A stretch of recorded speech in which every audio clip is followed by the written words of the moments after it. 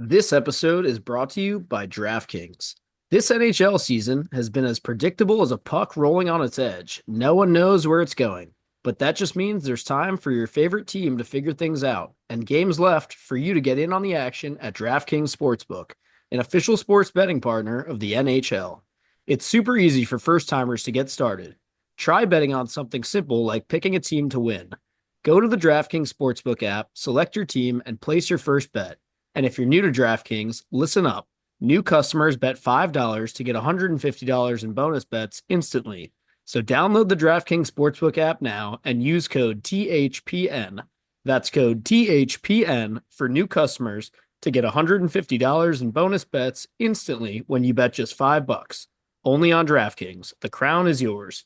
Gambling problem? Call 1-800-GAMBLER. In New York, call 877-8-HOPE-NY or text HOPE-NY 467-369. In Connecticut, help is available for problem gambling. Call 888-789-7777 or visit ccpg.org. Please play responsibly. On behalf of Boot Hill Casino and Resort in Kansas, 21 and over, age and eligibility varies by jurisdiction. Void in New Hampshire, Oregon, and Ontario. Bonus bets expire 168 hours after issuance. For additional terms and responsible gaming resources, see dkng.co/ftball. NFL Plus Premium offer available only to new and former NFL Plus subscribers. Additional NFL Plus Premium terms at nfl.com/terms.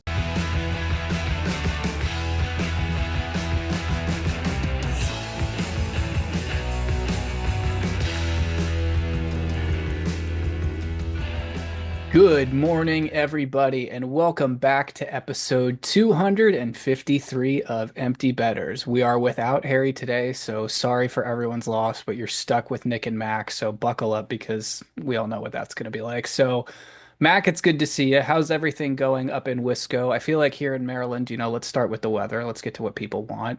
We're in that weird phase where you wake up and it's winter, and then by noon, it's spring, and then by 3 p.m., it's summer. And then by 7 p.m. you're back to fall.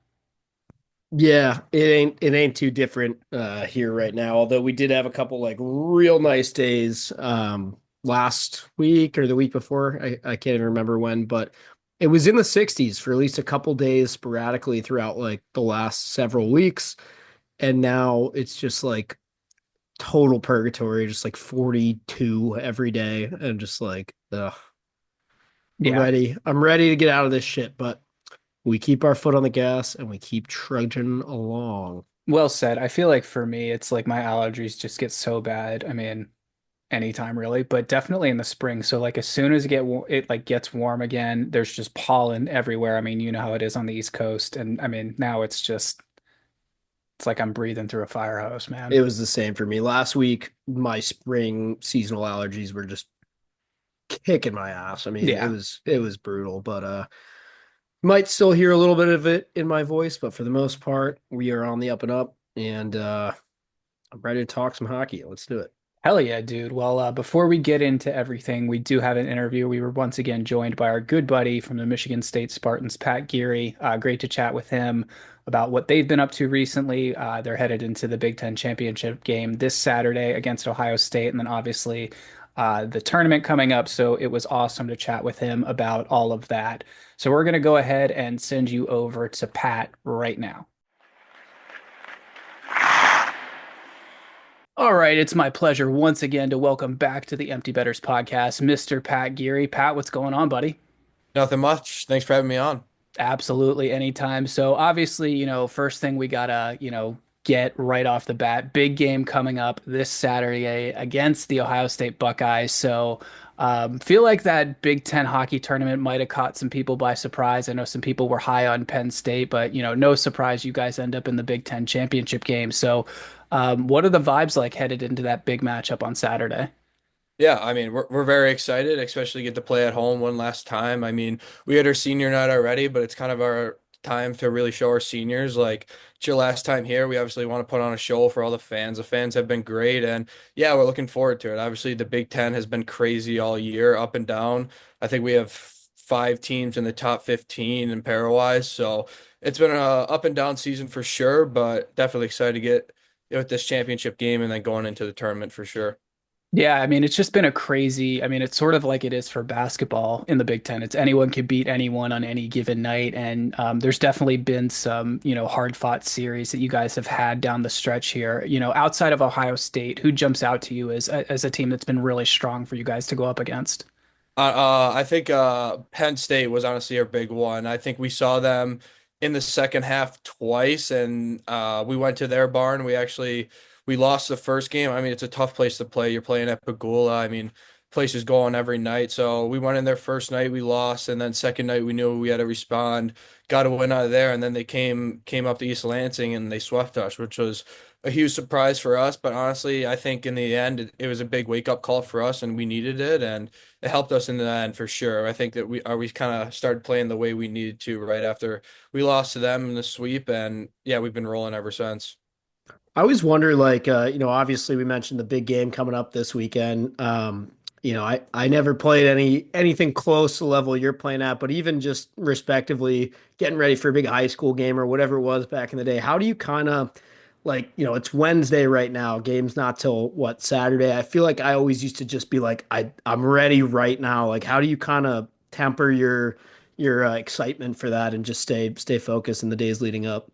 Yeah, I mean, yeah, it's been tough. Especially, I'd say the last 3 weeks have been like the toughest weeks. We had a bye week, which is no fun seeing everybody else play and you're kind of just sitting at home. But it was a good thing for us. We got the rest we needed, and then yeah, kind of same thing last week. You wait till Saturday. You're not even playing Friday. You have to wait till Saturday. But it's kind of day by day. You got to stay in your routine. That's kind of what we've been doing, especially in practice. We've kind of gotten Monday off, and then kind of starting the real week on Tuesday and going through a normal routine. So. I think just staying with that routine kind of keeps me calm, kind of keeps me insane, I guess you could say in a way. But yeah, I mean, obviously you think about it 24/7. I mean, I'm itching for it to be Saturday, but I think it's just the biggest thing would be staying in routine and just kind of doing what you know helps you kind of get ready for the weekend.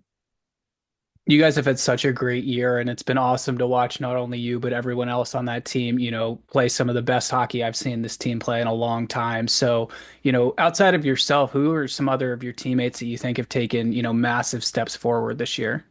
Yeah, I mean, I think the Mr. Hobie Baker himself, who we're all cheering to win it. I think Isaac Howard. I think we were all watching him when we were eating. He was on Big Ten Network, and it was kind of surprising. Like I think that he said they had like 8 or 9 goals last year, which was kind of like weird for me to hear. And then now he's putting in 22, 23. It's like he's taken a huge step, and obviously he's helped our team tremendously. And obviously we want him to win that Hobie Baker and win that national championship that goes with it after that ceremony. So yeah, I think he's taken big strides. And another one would be Shane.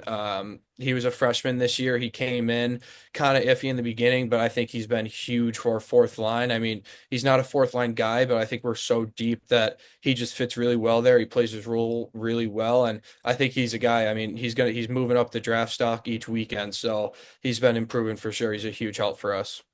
Yeah, that's definitely a name that we've been seeing a lot of. And, I've gotten to watch him play a couple times. So the work ethic there with him is just unbelievable. It seems like night in, night out, his motor is just never stopping. Yeah, he's a moose out there. I mean, it's annoying to have to deal with him in practice. And yeah, he's a big body that's hard to move and definitely a player you want on your team for sure. Outside of I know we've talked about Trey on the show, and there's so many great things you can say about him. But one of the things I noticed this year is your number two tendy, Luca DePasco, is 7-0-0 down the stretch this year. I mean, what's it been like to have a guy like that, to fall back on the nights that Augie isn't starting?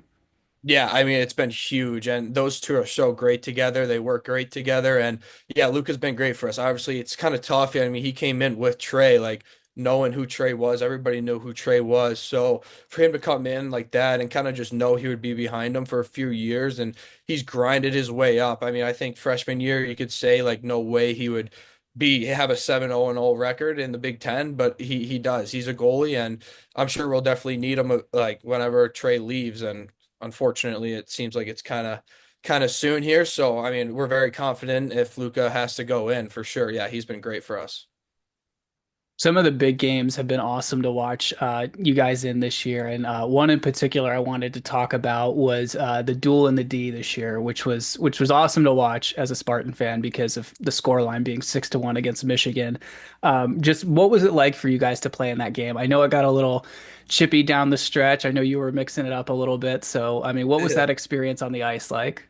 Yeah, yeah, it's unreal playing in there. I mean, it's 20,000 I think fit in there, and it was completely sold out. And like the best thing about that is that our locker rooms are literally next to each other. Like they have to let everybody on the whole team go first, and then we go. But like, I mean, we were the away team, so we would go second, and it's just screaming in the hallway, like we're going back and forth, and then it just continues on the ice. I mean, it was a bloodbath to begin with. Especially they did beat us the night before, so we knew that it was gonna be a tough game for them, and we made sure it happened. And yeah, to play in front of that crowd was insane. Half of it's yellow, half of it's green. It's crazy, and definitely games that I look forward to each year for sure. I don't know if you caught this, but did you see their coach having like a full-blown conniption about you being on the ice? I saw, yeah, I did see it on Twitter. Somebody tweeted it like after the game, and I don't know if you could read his lips, but he was like, "That's the guy that cross-checked our player the game before because the game before, one of their players like we're winning. It was like it was our first series at home. We were winning like 4-1, like 2 minutes left. He like runs a guy up high, and I just go in and just blow him up from behind. I mean, just." Nothing too dirty, but it was definitely dirty. And he was yelling about that in the duel in the D game. And yeah, I find it funny. I love when people hate me, but yeah, Oh, he it had is like the funny to neck see that. vein going and everything. It was Oh beautiful. yeah, somebody said like his gum flew out of his mouth. He was just going nuts. So yeah, that was awesome to see for sure. It's got to be so cool. I mean, like you said, to play in that building, 20 plus thousand people and like the entire crowd. I mean, you see everyone sitting together. It's like, it's not like it's a row of green or a row of blue. It's just completely mishmash back and forth because it's such a divided, kind of event. So I'm sure that's just an unbelievable experience to play in. Yeah, yeah, definitely one I will remember each year. I mean, it's marked on everybody's calendar. That's the biggest Michigan game, and there's a trophy on the line. And when there's a trophy Right. on the line, it makes it that much more intense. And I've won it 2 years in a row, so I got to go for the four, right? Well said. So, campus is buzzing, as we talked about before we started recording here. Obviously, March Madness coming up, that's a huge deal in East Lansing. So, we know what a big hockey fan Coach Tom Izzo is. I also got a chance to see Adam Nightingale in the basketball locker room after they locked up the regular season championship. That was pretty cool. And then seeing you guys at, center court at the Breslin Center during halftime. I mean, what was that like?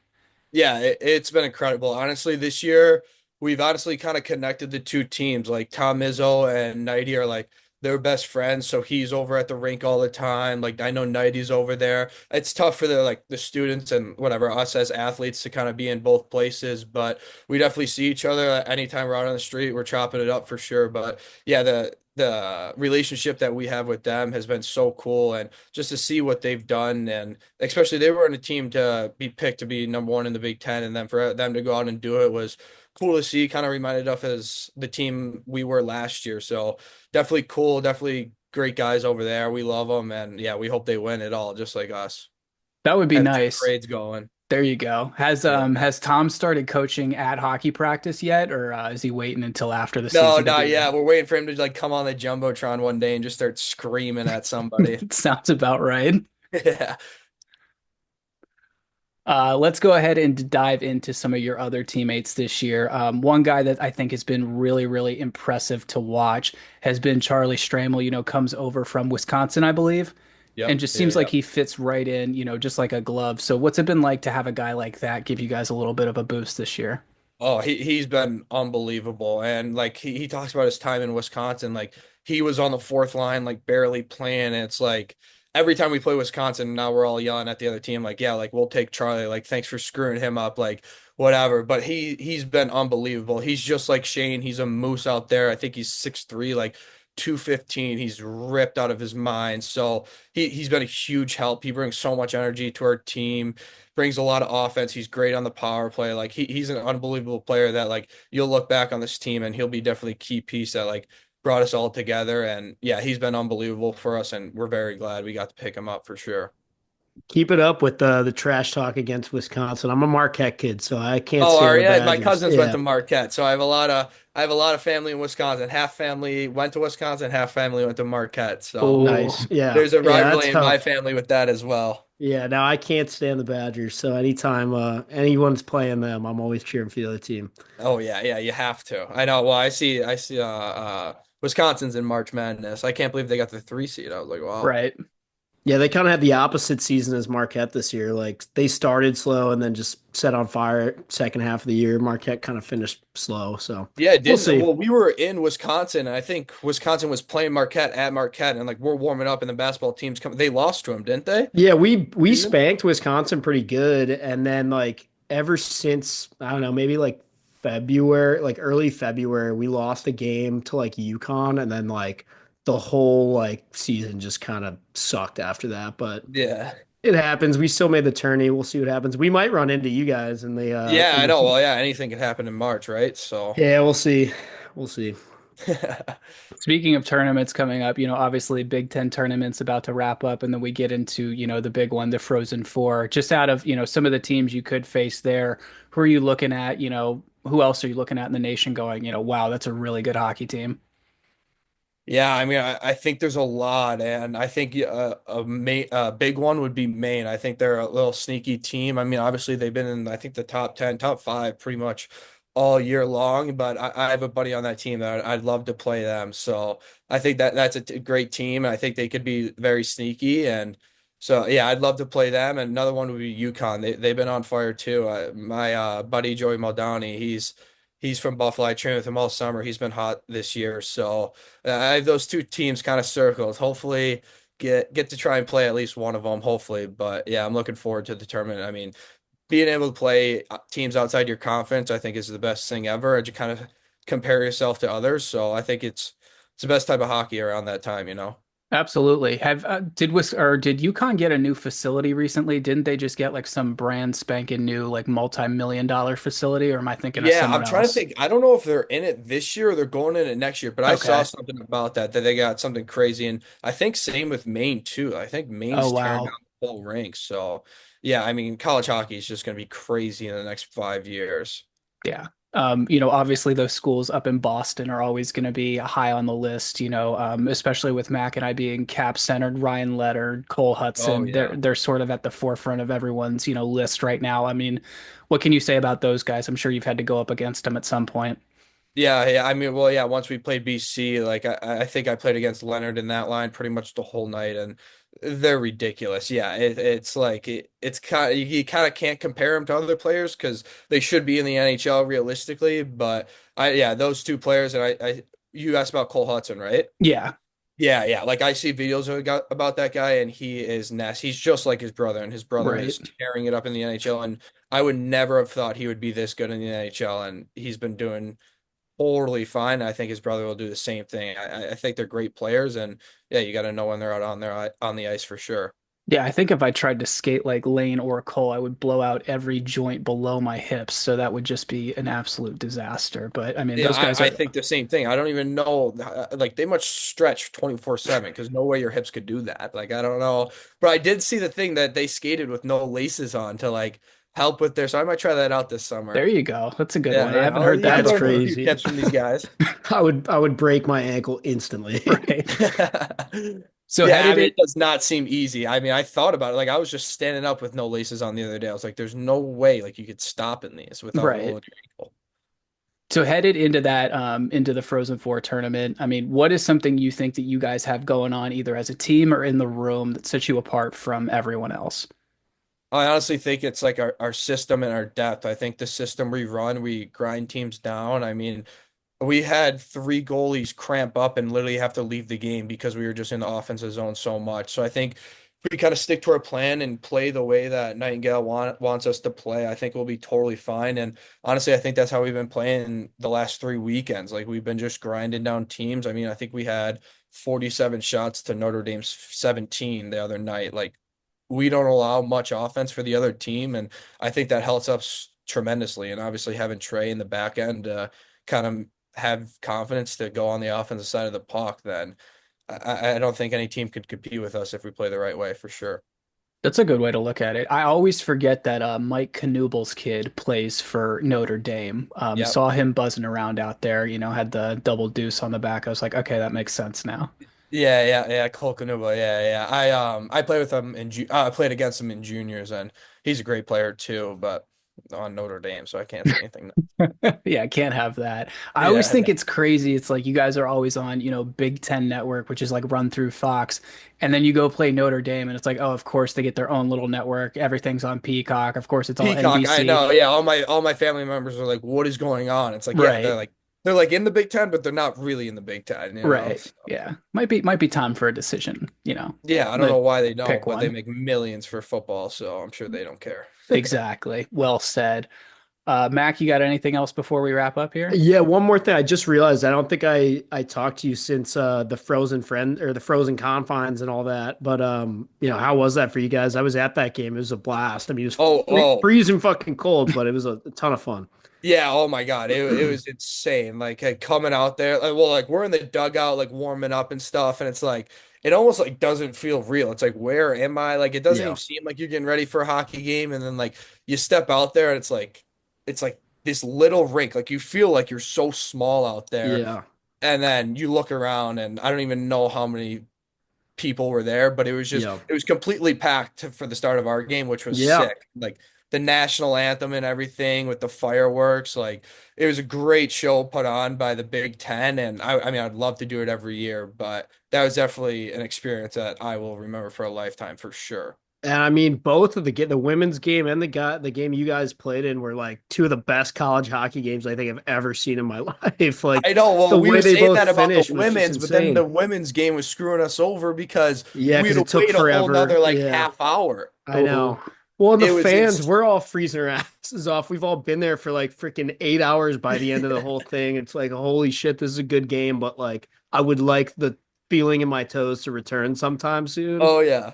I know. Well, yeah, all my family members are freezing, and then our game they score 3 seconds left to tie it Yeah. up, and then it's like all right, overtime, and then Yeah. they're all yelling at me because I was taking my time, cooling down and showering. They're freezing. I Oh honestly my didn't even God. think about them freezing Yeah. up there waiting for me, but felt a little bad. But no, they said they had a great time too, and yeah, what a show put on by the Big Ten for sure. Yeah. it, That was awesome. if you had the opportunity to do that at like another famous venue, what would be one that's high on your list to do an outdoor game for?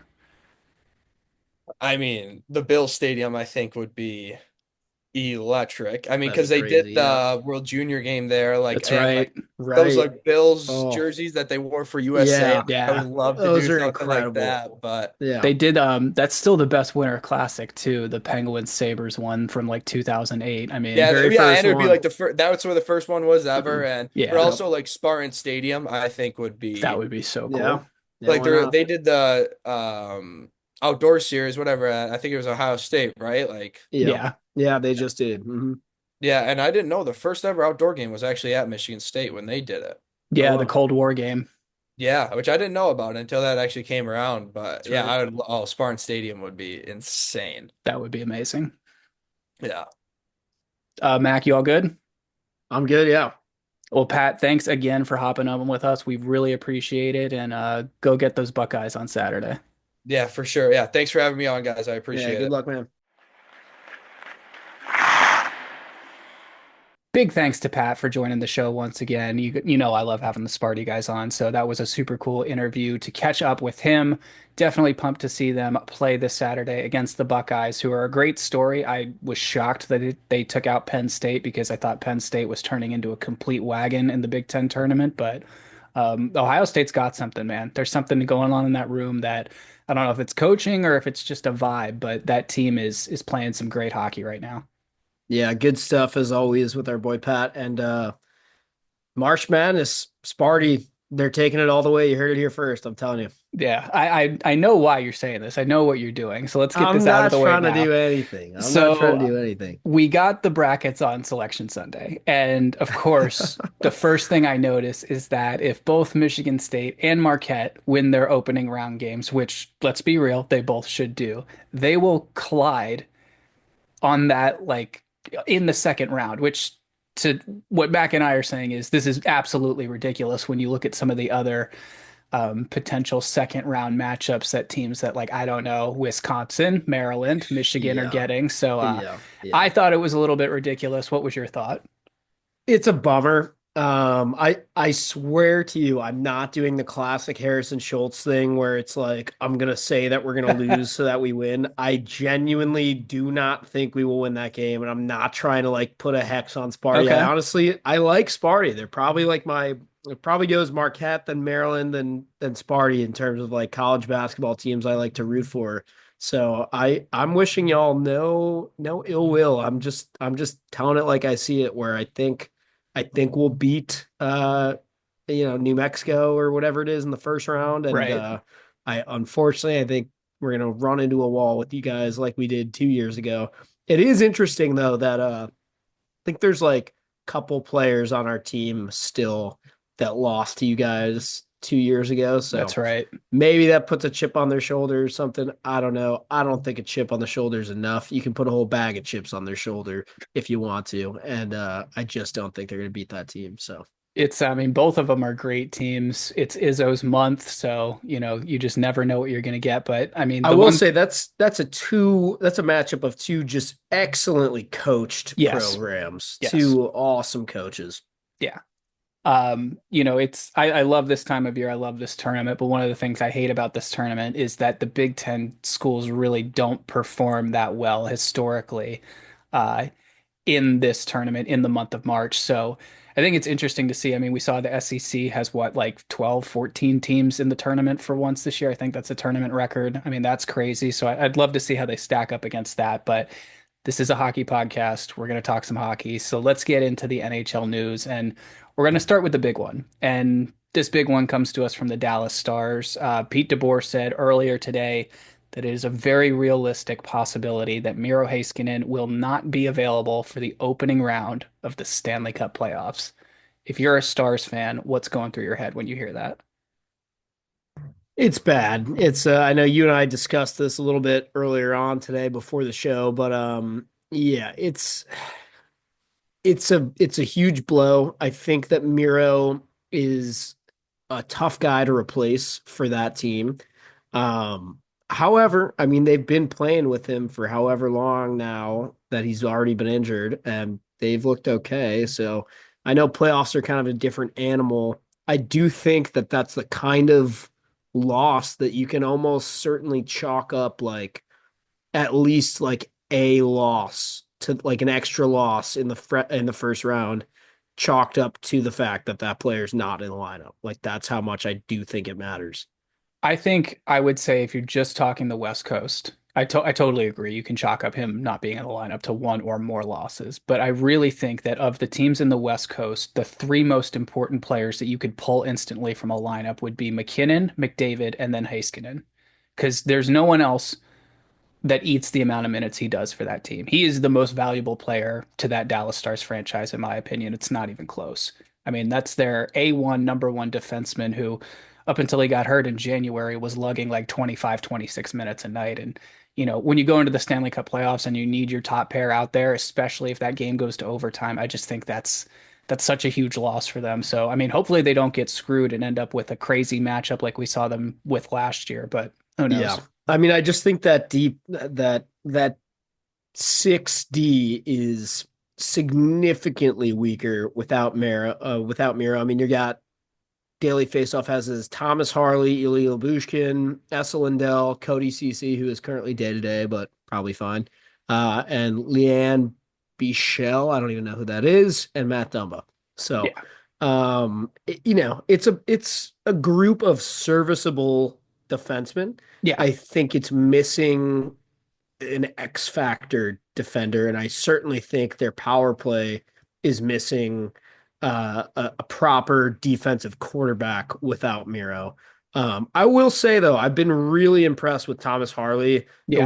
the way that he's stepped up during Miro's absence and the way he played in the Four Nations as well. Yeah, he looked great in the Four Nations, and that has to just be such a confidence boost, especially for a young defenseman. I mean, doing that on the international stage for his country. So I'm sure that just, is a huge portion of why he's playing so well as of late. Absolutely. Let's move on to the Vegas Golden Knights. They signed Adin Hill, their goaltender, to a 6-year extension, carrying a 6.25 million a year annual value. Yeah, whatever. What do you think about that?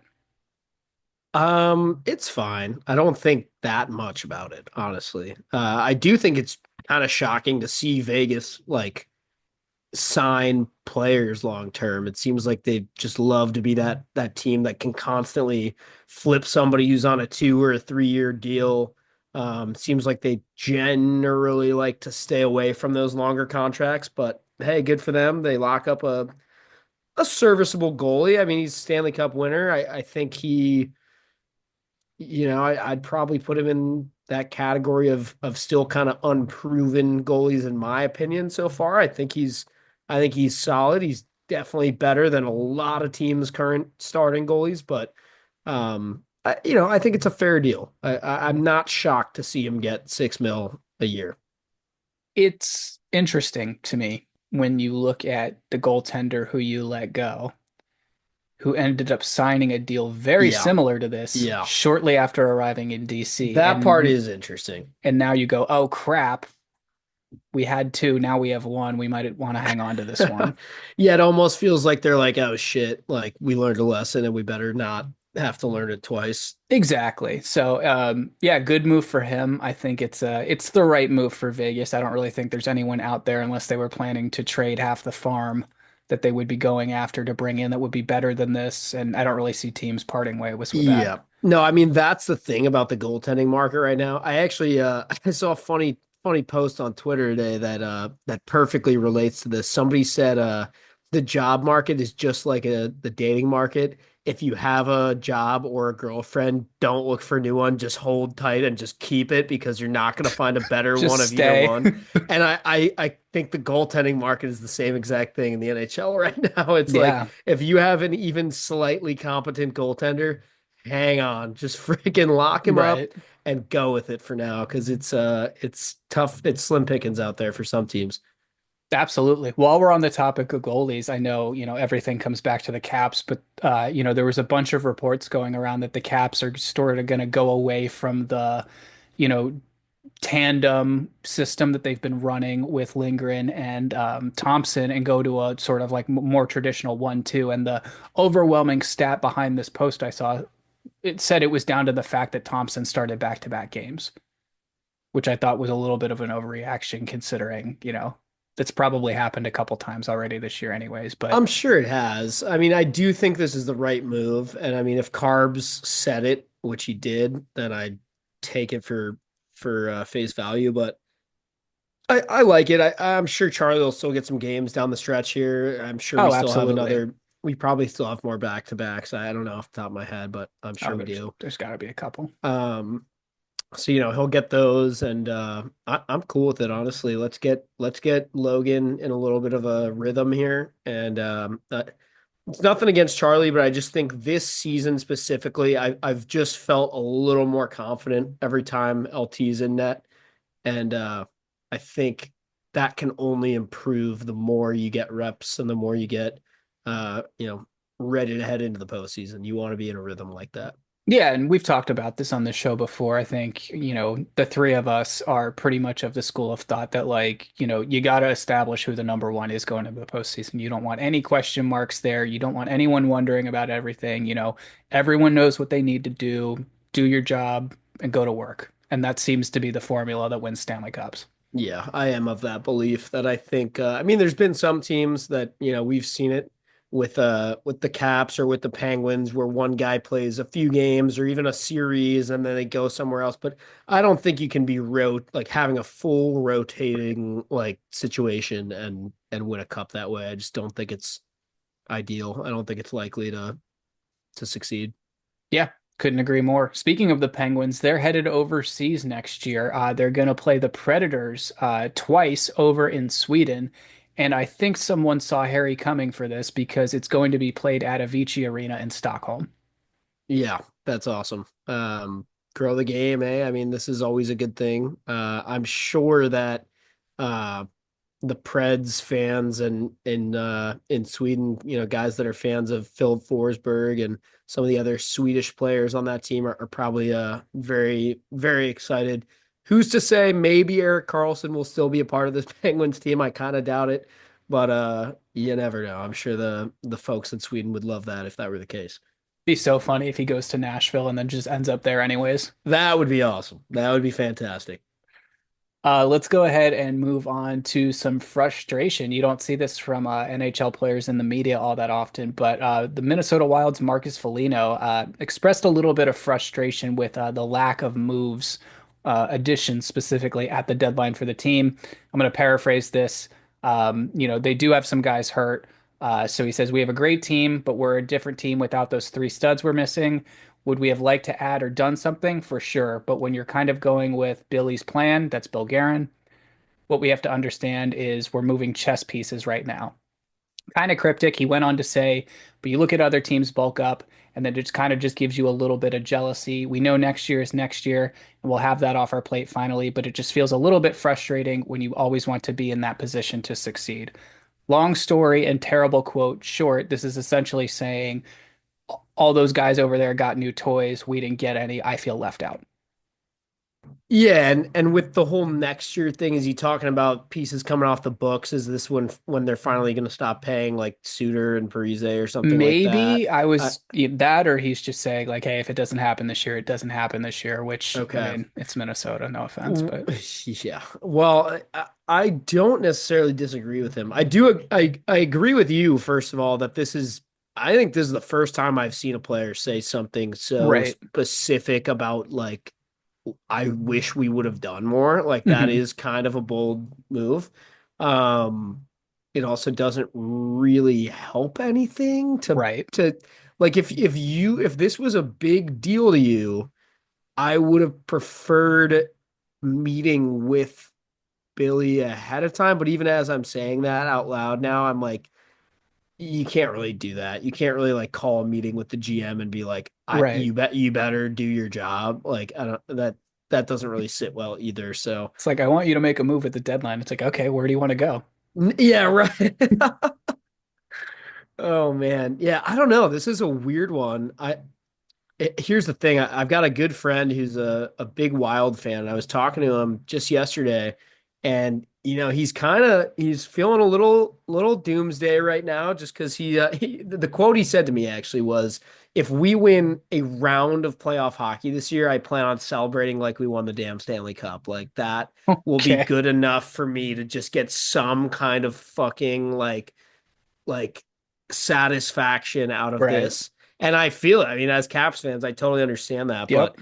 um, he went on to say, because I said to him, what's the latest on Eriksson Ek and Cap?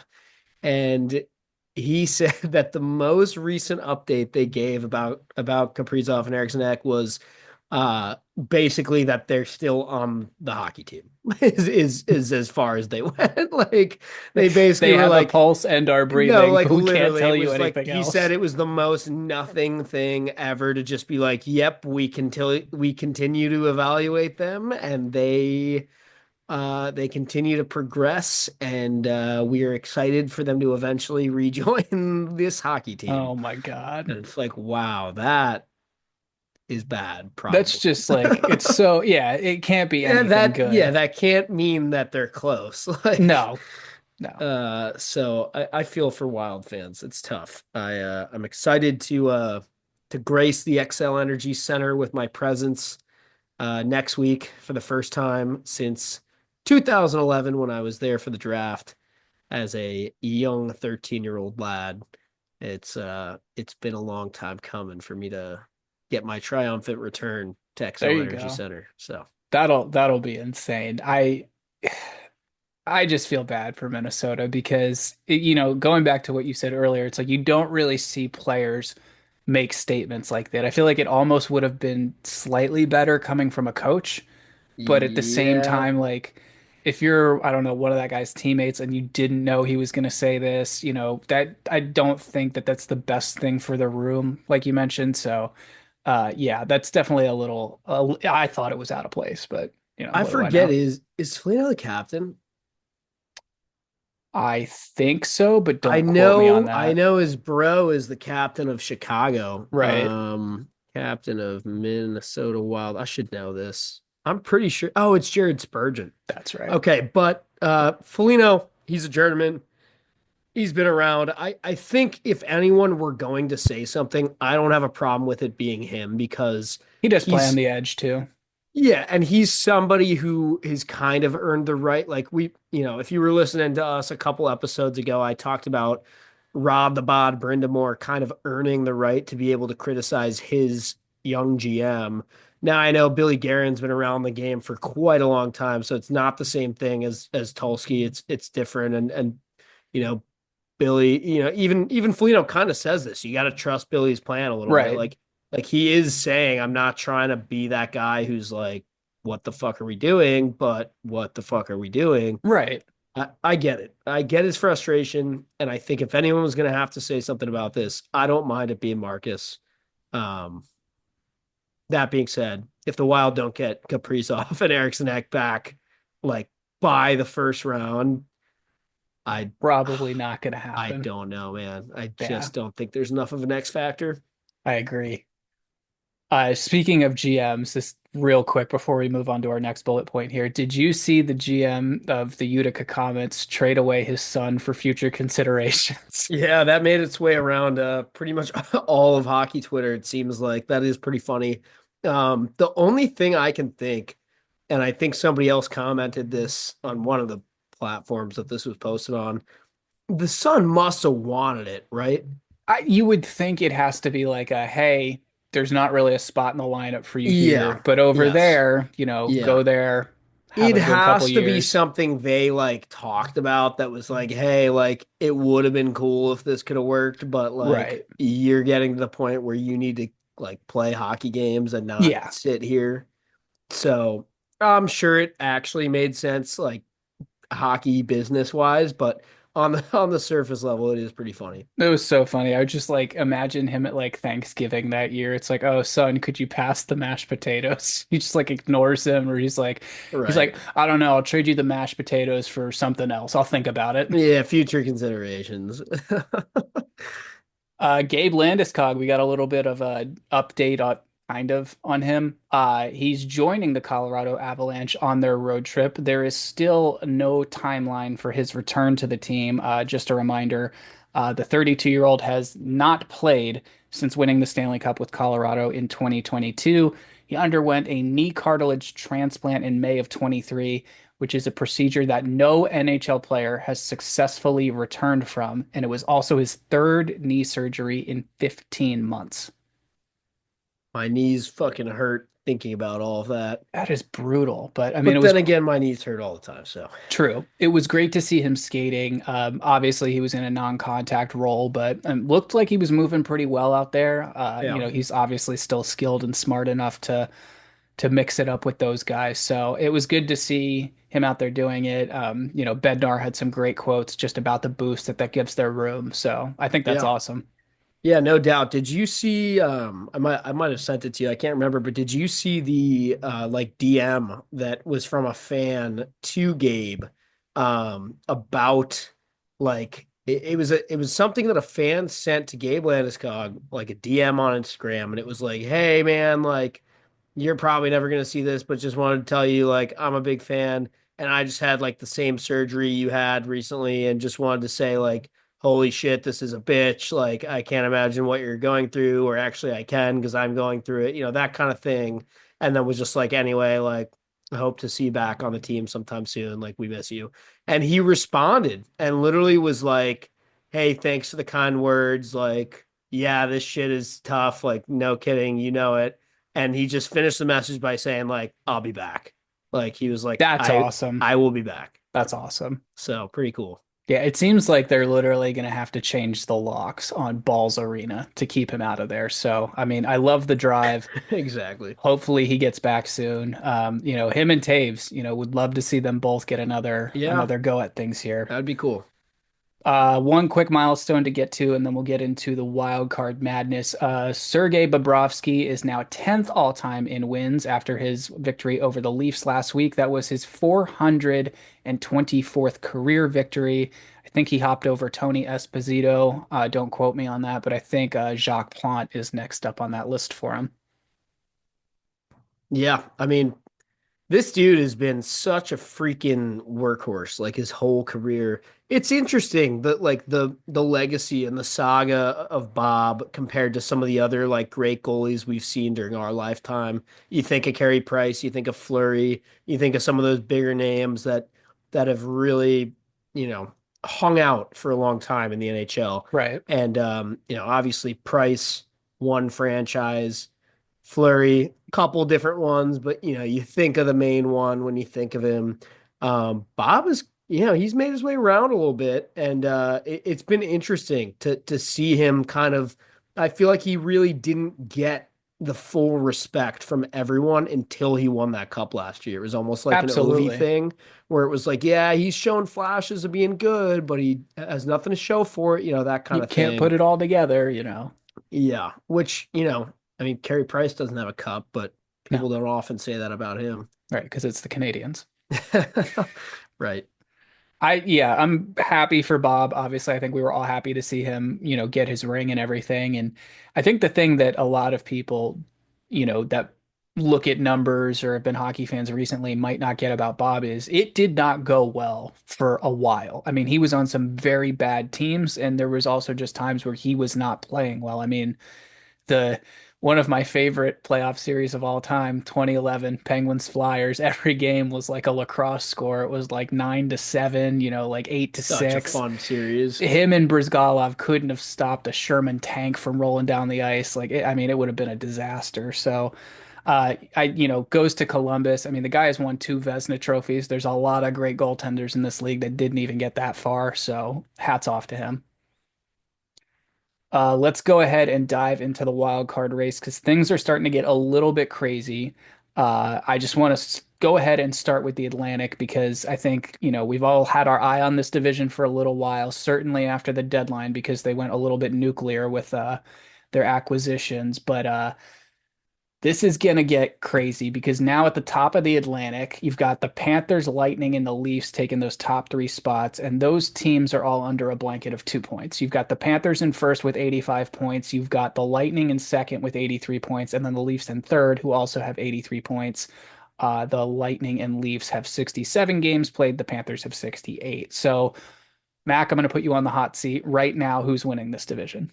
It's gonna be the Florida Panthers. I think if you're gonna put a gun to my head right now and make me pick, that's what I'm gonna pick. Well, I won't do Um, that, but yeah, thank you. I appreciate that.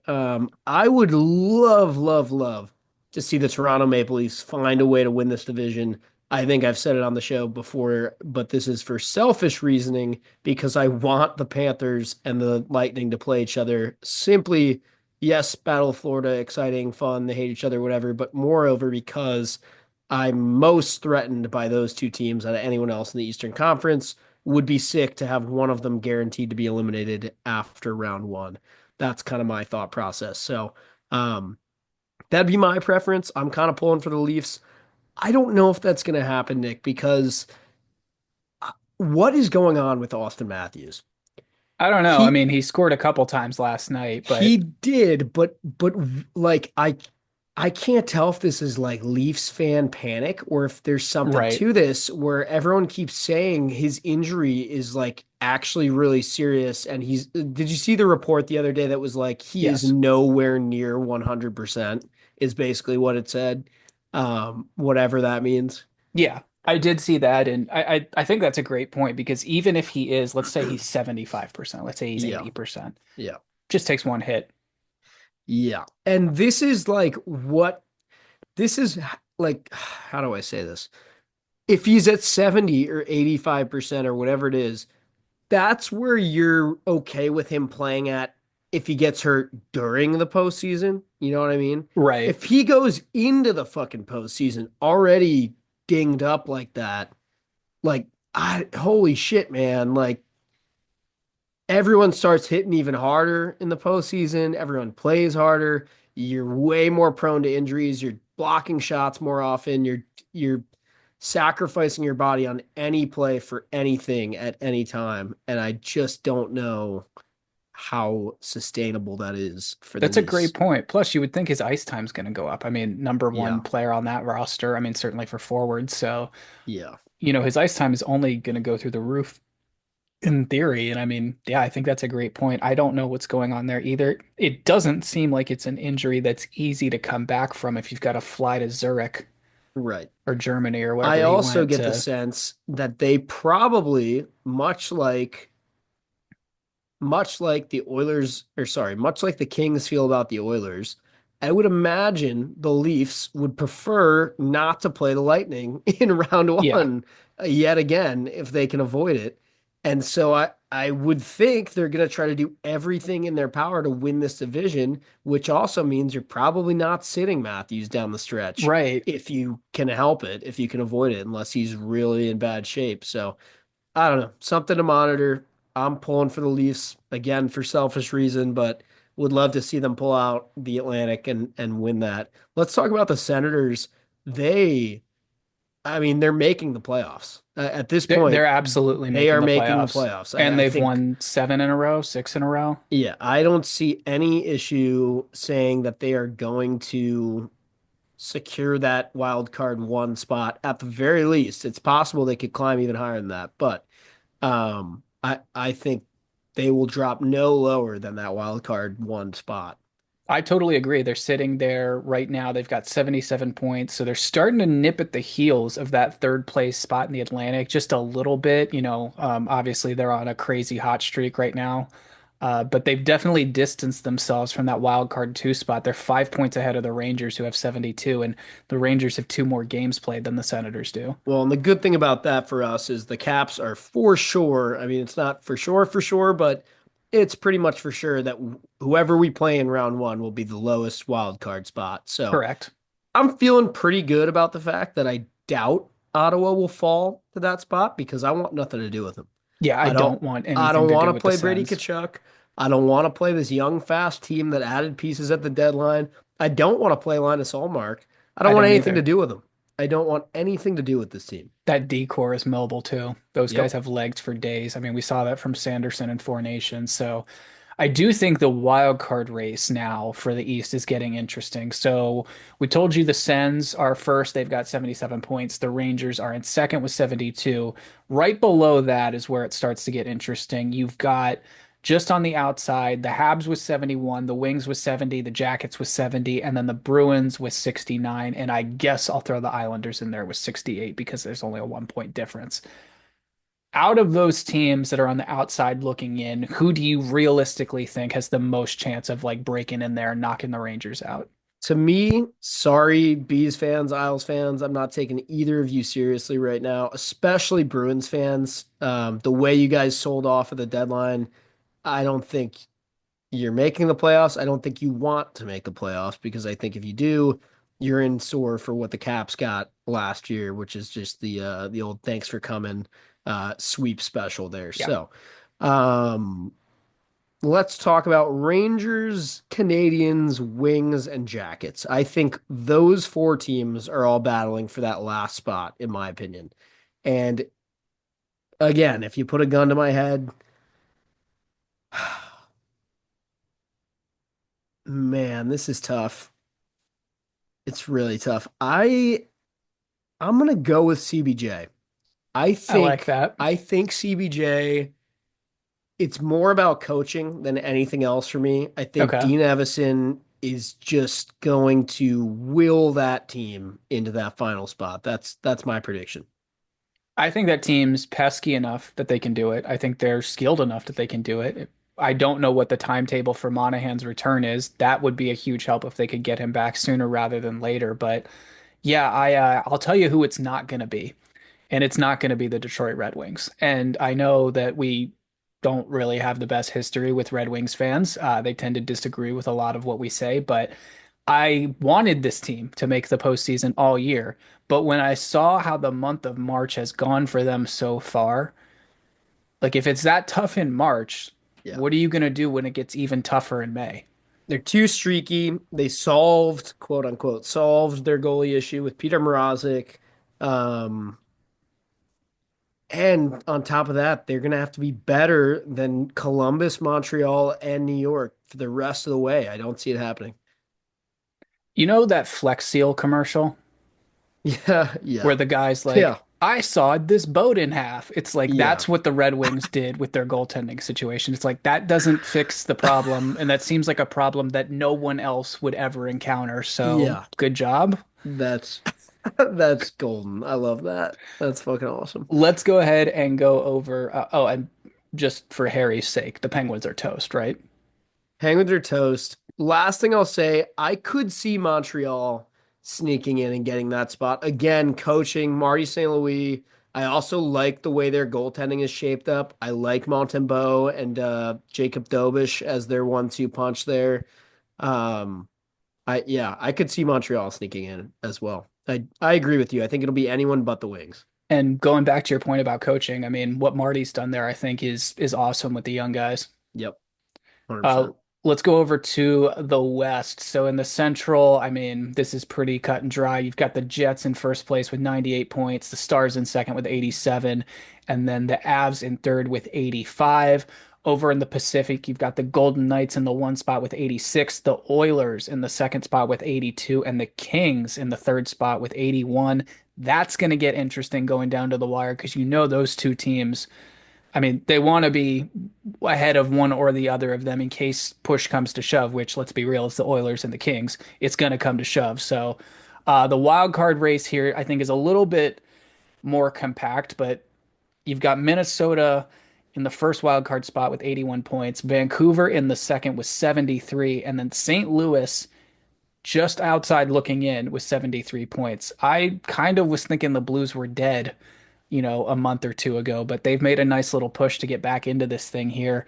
When you're looking at the West Coast, who jumps out to you as a team that's maybe on the fence or on the outside that you're looking to get in? Yeah, I feel the same way about St. Louis. I also feel that way about Utah. I thought that team was dead in the water, but they're right there knocking on the door, just 2 points out of a playoff spot. Um, Realistically, I kind of expect the West to finish pretty similarly to how we see it today. Right. I would imagine Minnesota and Vancouver are going to be those two wild card teams. But you never know. I also think the Pacific Division's still wide open, as you mentioned. I mean, Absolutely. 86 to 82 to 81, that's anybody's division. And if you're the LA Kings, you are stepping on the gas and you are doing anything you can to win that division and not have to fucking play the Oilers again in Yep. the first round. If you can win that division, I mean, shit, you're gonna get Minnesota instead, or I don't know. Yeah, probably Minnesota. Right. I'd I much mean, rather play them than the Oilers in the first round if I'm LA. I know it's kind of cliche saying like, hey, playoffs start now, but if you're the LA Kings, they absolutely start Yeah. right now. I mean, you nailed it, hammer down and stay as far away from the Edmonton Oilers as you possibly can. I'm looking at the wild card race here, and the Flames, they've got 71 points. They're two spots out of that wild card spot, but they've got two games in hand pretty much compared to everyone else around them. And, Yep. if they can get 4 points out of those two games, I mean, that's massive, and that leapfrogs the Blues. Yeah. And the Nucks there. So Yeah, it'll be super interesting. I can't freaking wait. This is just sometimes I think this last little finish is almost even more interesting than some of the playoff rounds. So right. it's gonna be a dogfight. It's gonna be fun. Yeah, well said. All right, let's go ahead and wrap up with this day in hockey history. Mac, you've got a wild fun fact for us. I do. This is insane. We're not going to do this as a trivia question this week just because Nick's the only one here to answer it. And also, it's just such a strange stat. I don't really know how to spin it as something that you could obviously or easily figure out in a couple of minutes here. So, I'll just tell you that on this day, March 18th, 2002, the Carolina Hurricanes extended their league record by having their seventh straight home game end in a tie.